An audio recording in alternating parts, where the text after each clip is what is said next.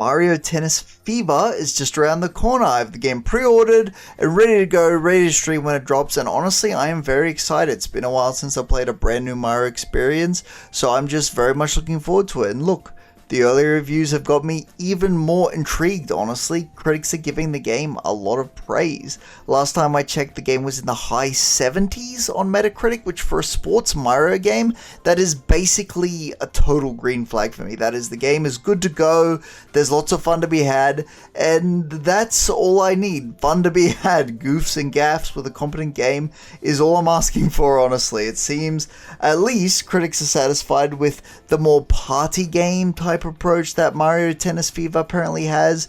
The Fever rackets, which all have different abilities that cause mayhem on the courts, like putting down ice or putting down bananas that the other players can slip on, is very hectic and very fun, at least with friends. It's a good party game. It's going to be fun to have the friends over and play with. There are 30 rackets, so that's a lot of crazy nonsense and different abilities that can go down on the field. And there are almost 40 playable characters that have their own traits, which is nuts. Just tons of variety for a tennis game. I have heard that more competitive players might want to stick to Mario Tennis Aces for the original Switch that must have come out some time ago now, but this is definitely the game that feeds more into a party setting. And I honestly like the fact that these two different games have different purposes. I like the fact that the Switch and the Switch 2's catalog has variety, even in sports games, even in Mario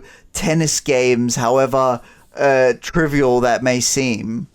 You can turn the Fever rackets off if you want a more streamlined tennis experience, which is good, but the game's bread and butter is clearly the madness that the rackets bring and playing with your friends and having a good old party time. But aside from the course madness with the rackets that's getting a lot of praise, the game's visuals are also getting a lot of praise. I noticed the characters themselves apparently have more detail than in previous Mario titles. And look, it's a Mario game.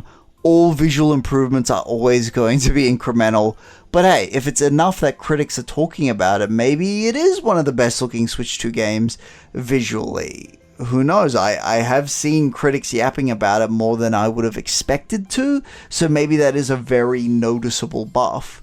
The one big blow that the critics seem to be repeatedly giving the game is the adventure mode. Like, its campaign thing is lacking in length apparently, and it's a bit grating and a bit slow. It's kind of a funny contradictory thing that it's slow but it also lacks in length. But that is generally, from what I've seen, the criticism that is being levied towards it. And I don't know, maybe I'm just a contrarian, but it looks fun to me. The story part where Mario turns into a baby and he needs to improve his skill to switch back or whatever looks fun, and I think I'm going to enjoy it. I'm not a Mario Tennis pro, so I'm actually going to enjoy learning the game again. It's been like, I don't know, it's gotta be like nearly 10 years since I played Mario Tennis Aces, so I would appreciate my hand being held going back into the experience. But if it's short, it's short, and what are you going to do? I understand if it gets flack for that.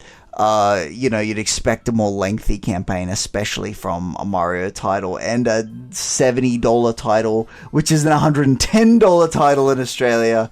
You'd expect, a bit more juice there, I guess. But it is a sports game, so whatever. Maybe it's a good thing, maybe it's a bad thing, who knows. Overall, I think it's going to be a fun time. I'm sure I'm going to play it with my friends as well as solo, and I think I'm going to sink a lot of hours to it. Who knows, maybe I don't like it, maybe I think it's too this, maybe I think it's too that, whatever. But at the moment, I'm planning on really playing it on Twitch and having a good time and really sinking my teeth into it and just getting back into playing a first-party Switch 2 game again. I'm really excited for Nintendo's next big Switch 2 game. Comes out in less than 24 hours now. And I'm going to get ready to stream it on launch. So subscribe here and then head over to my Twitch, which I'll have in the comments section and description, and it's on my page bio, whatever. I'll meet you there soon enough. So, yeah.